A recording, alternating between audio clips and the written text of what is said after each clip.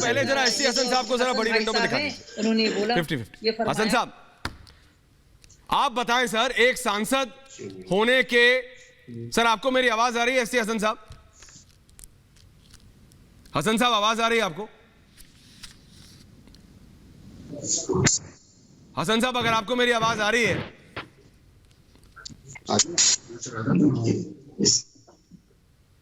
Audio में शायद मुझे लग रहा है कि इंटरनेट तो काम कर रहा है उनका। हाँ, आज बहुत महत्वपूर्ण है क्योंकि भारत की जनता सुनना चाहती है। हसन साहब, हसन साहब आवाज आ रही है क्या आपको?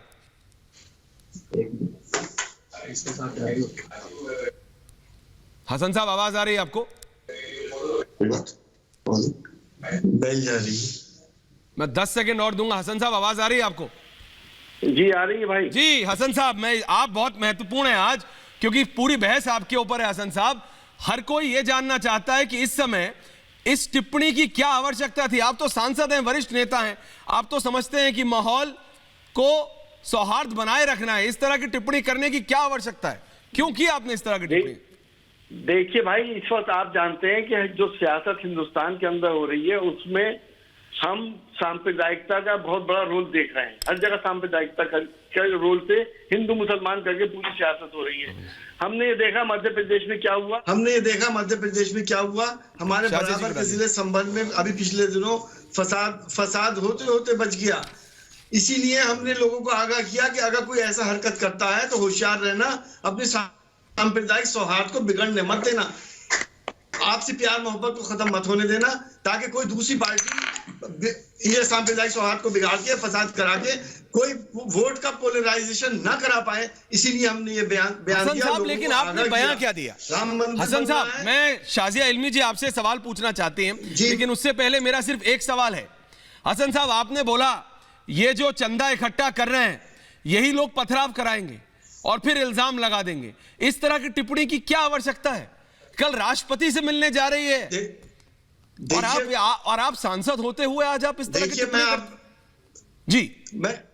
जी प्लीज। मैं चंदे वालों के लिए मैंने नहीं कहा कि ये लोग कराएंगे। हाँ। लेकिन जो पार्टी इसका फायदा उठाती है वो लोग करा सकते हैं। कौन सी पार्टी? शाजिया इल्मी जी बैठी हैं, बताइए कौन सी पार्टी? जो भी सांप्रदायिक पार्टी है जिसका इतिहास यही रहेगा कि उसने सांप्रदायिक सौहार्द। अच्छा, यानी कि एक पार्टी जिसको आप सांप्रदायिक कह रहे हैं और आप अपने को क्या समझते हैं? आपकी पार्टी क्या धर्मनिरपेक्ष पार्टी है? इसीलिए क्या मुलायम सिंह यादव को मौलाना मुलायम सिंह यादव कहा जाता है?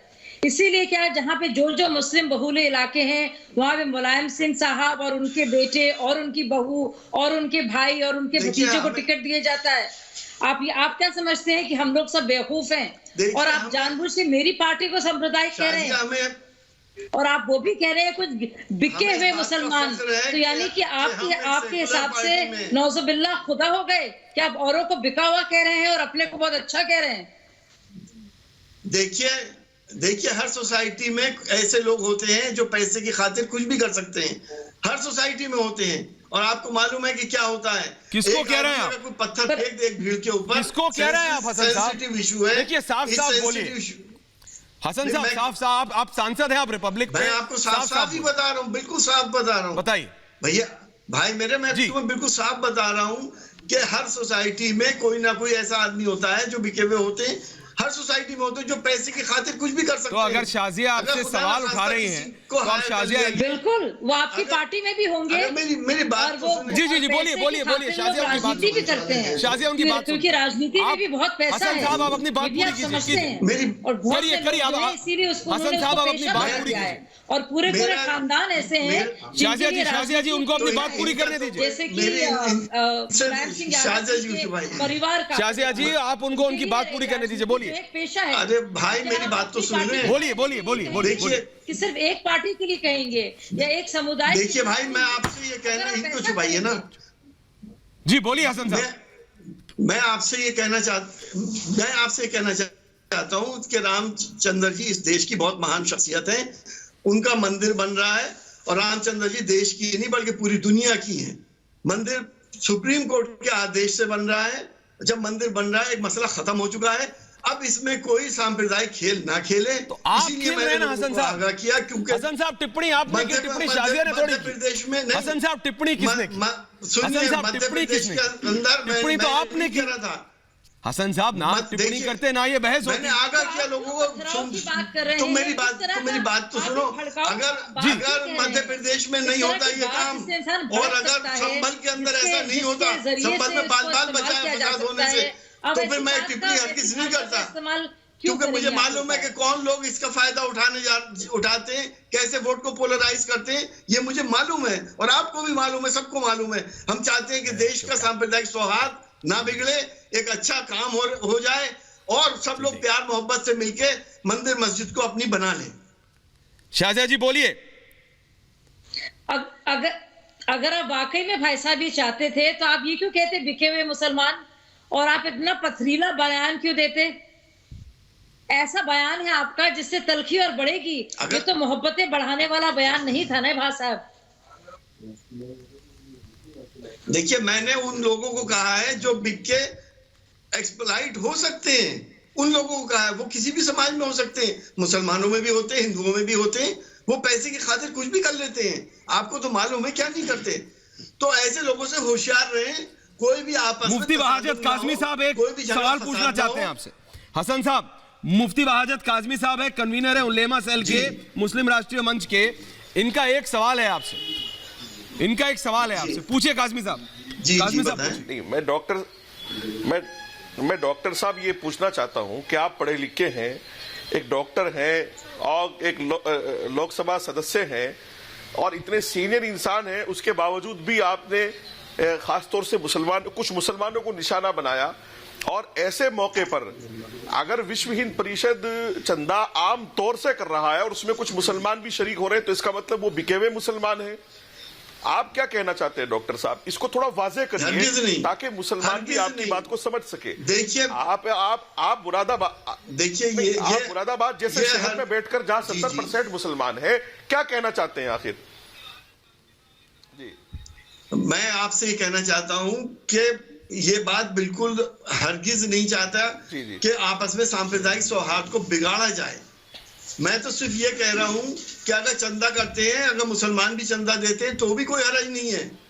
अगर हिंदू चंदा दे रहे हैं तो मुसलमान भी दें, सिख भी दें, ईसाई भी दें। एक तो बड़ा काम अगर हो रहा है तो ये बयान को नहीं। डॉक्टर साहब प्लीज डॉक्टर साहब प्लीज, तो खाली आप मुसलमानों को सामने रख के इसको मुसलमानों को इस्तेमाल करके क्यों बयान दे रहे हैं?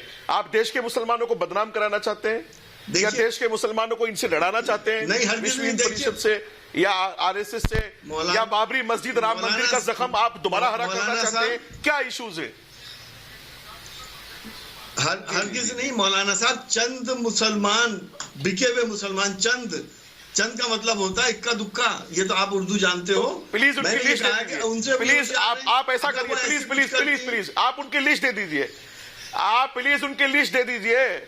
आप रिपब्लिक पे उनकी लिस्ट दे दीजिए। मोहसिन भाई है, शाजिया और सब जिम्मेदार लोग बैठे हुए यहाँ पर, आप उनकी लिस्ट दे दीजिए। शाजिया इल्मी, मुफ्ती वहाजत काज़मी, एसटी हसन साहब। मुझे शर्म आ रही है कि डॉक्टर साहब आप एक लोकसभा के सदस्य हैं और इस तरह की घटिया बातें करते हैं। आप डॉक्टर, मेरी समझ में नहीं आता, मुझे बहुत आप कैसे पढ़े, आप कैसे पढ़े लिखे मौलाना, आप लोकसभा का सदस्य चुना है, बात नहीं समझ रहे। हसन साहब, आपकी बात तो समझ जाए। एक मिनट हसन साहब, शाजिया इल्मी को जरा फिर लाइए। शाजिया जी, मेरा सिर्फ सवाल इतना है, इनको इस समय इस टिप्पणी की अचानक, जब कल ये समिति राष्ट्रपति, भारत के राष्ट्रपति से मिलने जा रही है, उनको ये टिप्पणी काज़मी साहब, ये हसन साहब को, काज़मी जी और शाजिया इल्मी जी, क्या करने की जरूरत थी? हसन साहब, आप भी जानते हैं कि चीजों को, सौहार्द को बनाए रखना है। इस तरह की टिप्पणी गड़बड़ी करती है, क्या जरूरत है? आप तो सांसद हैं, आपके ऊपर जिम्मेदारी है। देखिए, मैं सिर्फ अपने संसदीय शाजिया को बोलने दीजिए, फिर आप बोलिएगा। शाजिया जी बोल रहे हैं, फिर आप बोलिए। आप इतनी जिम्मेदार जगह पर मौजूद हैं, आप कितने, आप देखिए, आप सांसद हैं बाकायदा, लोग सुनते हैं आपकी बात का, हजारों मुसलमान वहां पे हैं, लाखों मुसलमान हैं वहां पे, और आप अगर चंद मुसलमानों के बारे में कुछ कहेंगे, खासतौर से कुछ मुसलमानों के बारे में, तो जाहिर सी बात है कि पूछने लायक सवाल बनता है कि ऐसे कौन से मुसलमान हैं। या वो मुसलमान हैं जो कुछ चंदा देना चाह रहे हैं, या वो मुसलमान हैं जो शुभ चिंतक हैं, जो चाह रहे हैं कि भाई मंदिर भी बन जाए और जो मस्जिद के लिए मुकर्रर की गई है जगह वहां पे मस्जिद भी बने। तो क्या आप ऐसे मुसलमानों पर इशारा कर रहे हैं जिनको राम मंदिर बनने से कोई एतराज नहीं है? ऐसे में आपकी बात का जो असर है वो सौहार्द बढ़ाने के बराबर नहीं होगा, वो तो नफरत बढ़ाएगी। हसन साहब जवाब दीजिए। एक तरह से आग में घी सांसद महोदय जवाब दीजिए। सांसद महोदय जवाब दे रहे हैं। तलखी पैदा कर रहे हैं ज्यादा। जी ये आपके समझने का फेर रहेगा। आपको मालूम है बयान सिर्फ सांप्रदायिक सौहार्द को बचाने के लिए दिया गया है। इसको अगर आप इस तरह से घुमा के देखेंगी, वो चंद मुसलमान ही नहीं, मैं सिर्फ मुसलमानों को नहीं कह रहा बल्कि सारी सोसाइटीज में चंद लोग ऐसे होते हैं जो कुछ भी कर सकते हैं पैसा लेकर, करते नहीं है क्या, सबको मालूम है। लेकिन अगर मैंने ये बात कही कि उनसे होशियार रहना, अपने कार्यकर्ताओं से मैं कह रहा हूँ शाजिया ये फिर अंडरहैंड दे रहे हैं, ऐसी कोई नौबत आए ये फिर बैकहैंड दे रहे हैं। शाजिया ये फिर बैकहैंड दे रहे हैं। आप मुसलमानों हिंदुओं के साथ कहिए इस बात को। ये तो एक तरह से टारगेट करना हुआ उन मुसलमानों को जिन्हें राम मंदिर से कोई एतराज नहीं है, जो खुश है अपने हिंदू भाइयों के लिए। देखिए ये उन मुसलमान को टारगेट कर सकती है। आप एक बहुत जिम्मेदार जगह पर हैं भाई साहब, इसलिए मैं बहुत ही आपसे एहतराम के साथ इस बात को आगे रख रही हूँ मेरे भाई, ताकि माहौल ना खराब हो। एक देखिए हमारे देश आपका भी उतना ही है, देश हमारा भी उतना ही है, मकसद सबका बराबर से देश है, उतना ही हिंदुओं का है, उतने ही देश के जो बाशिंदे हैं, मुसलमान हैं, हिंदू हैं, सबका बराबर से है। ऐसे में किसी खास मुसलमानों के खिलाफ तलखी बढ़े, लोग उन्हें दुश्मन समझे, उन्हें गद्दार समझे, क्योंकि वो मंदिर की तरफ को लेकर जो है एक तरह से उसका खैर मकदम कर रहे हैं। ऐसा माहौल भी तो नहीं बनना चाहिए ना भाई साहब। पर ये तो बनाने पे लगे। सांसद जी क्यों आप ऐसा कर रहे हैं? देखिए मेरा सवाल ये है आपसे, आपने कहा कि कुछ लोग बिके हुए हैं, वो जानबूझ के ऐसा करेंगे। अपनी लैंग्वेज आपने नहीं आप बताइए मेरे को हसन साहब। देखिए आप एक वरिष्ठ नेता हैं सर। ये मैंने इसलिए कहा क्यों, अगर मध्य प्रदेश में वाकया नहीं होता, अगर संभल में ये हालात नहीं बिगड़ते, हालांकि वो बच गए बिगड़ते। देखिए आपने खुद कहा कि बच गए था कि ये यहाँ पे भी हो सकता है, यहाँ पे भी हो सकता है। तो मैंने आगाह किया कि आप एक सांसद के तरीके से, लेकिन अगर आप उसे तोड़ मरोड़ दो, ये तो आपके हाथ में है। आप उत्तर प्रदेश से सांसद हैं, आप मुरादाबाद से सांसद हैं, ये तो आपके हाथ में। हसन साहब आपको मालूम है आपके एक एक शब्द पर शाजिया इल्मी जी कितने लोगों ने कितनी बार आपकी स्टेटमेंट को सुना होगा, आपके इस वाक्य को सुना होगा, और हर एक व्यक्ति ने अपने हिसाब से तोड़ मरोड़ के उसको देखा होगा। आपको तो बहुत ज्यादा सोच समझकर, जब कल राष्ट्रपति मिल रहे हैं इस समिति से, हसन साहब आप एक सांसद होने के, आप एक सांसद हैं, आपकी जिम्मेदारी उतनी ज्यादा बढ़ जाती है, आपकी पार्टी की जिम्मेदारी उतनी बढ़ जाती है। क्या आपने यह नहीं कहा कि अखिलेश यादव अब अपना स्टैंड क्लियर करें?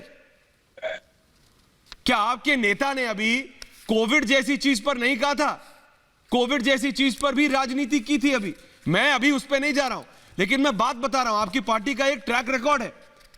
हसन साहब मेरे को दिक्कत सिर्फ इतनी है, आपकी जिम्मेदारी भी तो है, आपको आप ही की जनता ने जिता के भेजा है शांति के लिए, विकास के लिए, कि आप उस एरिया के लिए काम करें, सबके लिए काम करें, हिंदू मुसलमान सिख ईसाई सबके लिए, भाई किसी को मत छोड़िए, तभी तो आप एक अच्छे सांसद बनेंगे। लेकिन आप टिप्पणी क्या करते हैं कि अगर कोई समिति जाएगी, ये लोग जाएंगे, ये लोग खुद ही पथराव कराएंगे और फिर इल्जाम लगाया जाएगा, और जो लोग इनके पास हैं वो लोग बिके हुए मुसलमान हैं। ये तो गलत है। और अब आपका इंटरनेट चला जाएगा, और जब मैं कह रहा हूं शाजिया जी तो इनका इंटरनेट चला जाएगा। तारिक अहमद लारी, शादाब।